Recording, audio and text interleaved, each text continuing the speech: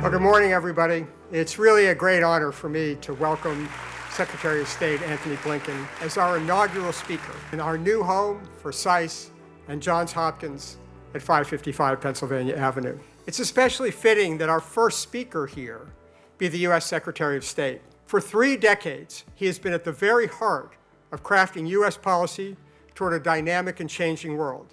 The international landscape that all of you are studying is profoundly different from the one that I encountered when I started out in government 30 years ago. What we are experiencing now is more than a test of the post-Cold War order. It's the end of it. During the Cold War, it was the West versus the East, and it was pretty clear and simple and defined, and the world just doesn't work that way anymore.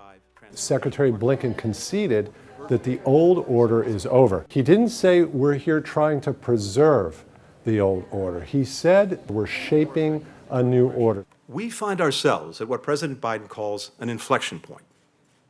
One era is ending, a new one is beginning. And the decisions that we make now will shape the future. He talked about this being the inflection point. Are we moving towards a very uncertain time? At the same time, of course, that's a speech that is also directed at the American public. The idea that American leadership is still needed, that the world is good for America. When America comes together, we can do anything. You know, I think it's really incredibly fitting to have Secretary Blinken as our first major speaker here. Here we are in the heart of Washington, between the Capitol and the White House, surrounded by, the movers and shakers of American foreign policy and the world.